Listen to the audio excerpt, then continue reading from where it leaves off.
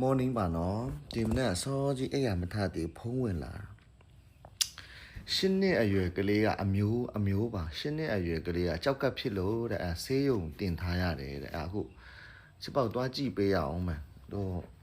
အမျိုးတွေတငယ်ချင်းတွေမိတ်ဆွေချစ်ပေါက်နဲ့အတိတော်တော်များများဆေးရုံတက်လို့မန္တလေးရောက်လို့ရှိရင်ချစ်ပေါက်ကိုဖုံးဆက်ကြရလေ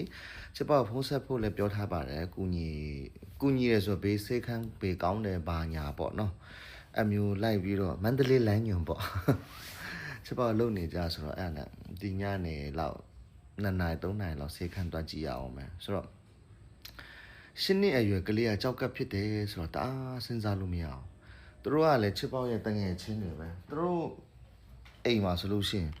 ready made ဘာတစ်ခုမှမစားဘူးတို့တောင်ပေါ်သမီးဟင်းပဲရွာသမီးဟင်းပဲစားတယ်ဆိုတော့ကြောက်ကပ်ဖြစ်เสียအလားလာတော့မရှိဘူးဒါပေမဲ့တစ်ခုရှိတာကတော့သူ့ကလေးတက်နေတယ်ကျောင်းမှာကျတော့တရုတ်မုတ်တွေရောင်းတယ်အချူရည်တွေရောင်းတာပေါ့ပြောပုံအရဆိုသူ့အဲ့ဒီကလေးကအချူရည်ကြိုက်တဲ့ထဲမှာပါတာပေါ့တခါတလေဆိုရင်အိမ်မှာကျွေးစိမ့်တောက်တယ်တဲ့ဆိုတော့ကျောင်းမှာတော့ပတ်စံပေးလိုက်ပြီဆိုတော့ချူရည်တီတီလေးကော်ဘူးနဲ့ဟာမျိုးဝယ်တောက်ရနေမှာပေါ့ဒီလောက်လေးဟာမျိုးလေးဘာလဲအတီးတစ်လုံးမှမပါတဲ့အချူရည်ပေါ့နော်ဆိုတော့အဲ့ကလေးက9နှစ်ဆိုကျောင်းမသွားသေးဘူးပေါ့နော်9နှစ်နဲ့10နှစ်ဆိုတော့3နှစ်ပေါ့အဲ့ဆိုဒီကလေးအချူရည်ပုံမှန်တောက်တာ3နှစ်ပဲရှိတယ်ကြောက်ကတ်ထိရဆိုတော့အခုအရင်တော့ကတော့နည်းနည်းကောင်းသေးတာပေါ့နော်အခုနောက်ပိုင်းထွက်လာတဲ့အချူရည်တွေက grade မမြည်ဘူးချစ်လေးတို့သူများစီးပွားရေးကိုဒုံနဲ့ထိုးတာတော့မဟုတ်ဘူးနော် grade မမြည်ဘူးတို့မန္တလေးမှာတော့မှဒီလိုတေးကုတ်အိမ်လေးထိမှတယ်အချူရည်လှုပ်တဲ့စက်ယုံတွေရှိတယ်စက်ယုံမဟုတ်ဘူးလက်ဖြော်စက်ယုံပေါ့နော်ကိုကာကိုလာတွေမန္တလေးမှာထုတ်တယ်ကိုကာဘာလဲဟိုအချိုရည်အမျိုးမျိုးတွေမန္တလေးမှာထုတ်တာပေါ့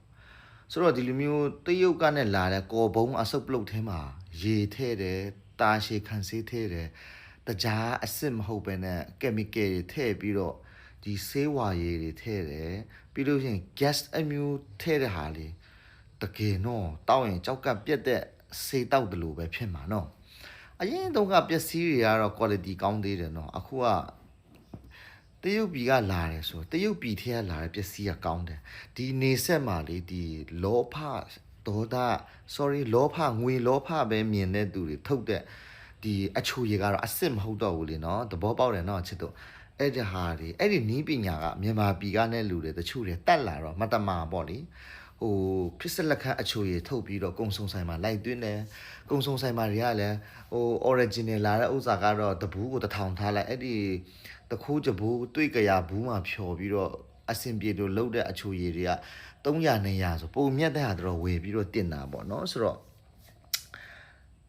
တို့တာသမီးတွေကတောင်းမိတော့ကြောက်ကပ်ဖြစ်ရော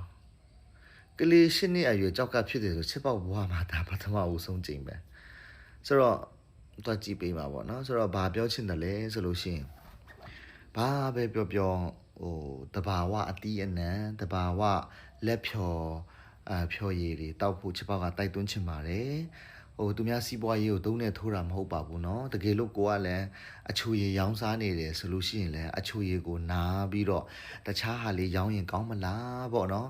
ချက်ပေါက်တယောက်တည်းအမြင်ပြောပြတာပါပြီးလို့ရှိရင်ဒီမျိုးအချိုရည်တွေအတူထုတ်နေတဲ့သူတွေလည်းဘာပဲပြောသူများသားသမီးတေးတာလဲကိုမြန်မာနိုင်ငံသားအချင်းချင်းဆိုတော့ကိုသားသမီးတလို့ပဲခံစားပြီးတော့တခြားအလုပ်လေးပြောင်းလို့ရင်ကောင်းမှာပဲလို့စိတ်ကူးရင်မိတာပါနော်ဆိုတော့ဘာပြောတာ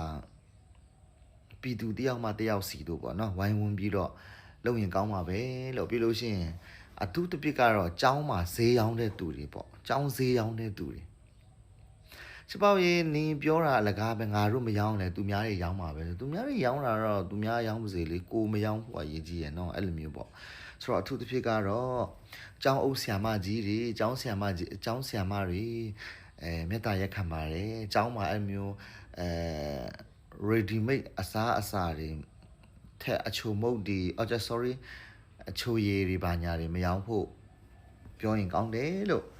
ပြောချင်တယ်နော်ချစ်ပေါတို့မြစ်ကြီးနားမှာလေတရုတ်ကျောင်းတစ်ကျောင်းတအားမိုက်တယ်အဲ့ဒီတရုတ်ကျောင်းမှာဘာဖြစ်တာလဲဆိုကျောင်းအုပ်ဆရာမကြီးကိုယ်တိုင်ကြိမ်တုတ်ကင်ပြီးလိုက်ကြည့်တာမုတ်တမ်းပါလေအာဟာရမဖြစ်စေတဲ့အရာတာရှည်ခံစေးပါတဲ့တခုမှမရောခိုင်းဘူး ဟိုကျောင်းရဲ့အပြင်မှာ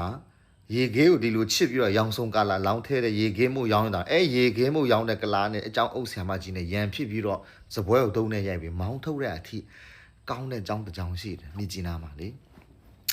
ဆိုတော့တခြားကျောင်းမှာလည်းအဲ့လိုမျိုးဖြစ်စေချင်တယ်လို့အခုက၈နှစ်အရွယ်ကလေးကကြောက်ကပ်ဖြစ်တယ်ဆိုမကြားဘူးချစ်ပေါက်လန်းဟိုအသက်28 29လောက်တော့မှကြောက်ကပ်တစ်ခါဖြစ်ဘူးတဲ့ဘေးအိမ်ကနဲ့လူတွေကားနဲ့ဆေးရုံကိုလိုက်ပို့ပေးတာအိုးအဲ့ဒါအားခံစားရတယ်ဆေးရုံမှာရောက်ချင်းဆီယာမကဆေးတစ်ချောင်းထိုးပေးတယ်အဲ့နေတက်တာသွားအဲ့နဲ့ဆေးတွေပုံမှန်တောက်အဲ့ကနဲ့ချစ်ပေါက်ကြောက်သွားတယ်ဘာရေဒီမိတ်မှလည်းမစားတော့တယ်လို့ဘာအချူရည်မှလည်းမတောက်တော့တယ်လို့ဟိုရကွာအရန်ဇီစာကြောင်တော့တာဟိုရဘာလဲအရန်ဂယူဆိုင်တော့တာပြောတာပေါ့နော်ဆိုတော့ဂျုံဖူးမှဂျုံစပွဲပါရေကလက်တည့်ကို3ဘူးတောက်တော့တာအမျိုး1 3 လီတာပေါ့ဆိုတော့အခုအသက်40နည်းနည်းကျော်လာရင်လဲကြောက်ကโอเคတဲ့ချက်ပေါက်အခုကလေတနည်းတစ်ချိန်မှာတကူလုံးမီတကစ်ချက် up လုပ်တယ်ဆိုတော့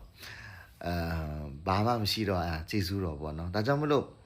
ဗမာစကားပုံကဒါကောင်းတယ်နော်အသွားမတော်တလန်အစားမတော်တလို့တဲ့ဒါကြောင့်မလို့ကိုယ့်ရဲ့ခန္ဓာကိုယ်မှာထဲမဲ့အစားအတောက်တွေကိုကိုယ့်ရဲ့မျက်လုံးနဲ့ကြည့်မယ်ကိုယ်အုံနောက်နဲ့စဉ်းစားမယ်ဘဟုတုဒအရာစာပေတွေဖတ်မယ်ဘယ်နဲ့တွဲမစားတင်ဘူးဘယ်ဟာအစာအာဟာရဖြစ်တယ်ဘယ်ဟာပိုကောင်းတယ်ဆိုတာဟာလေးကို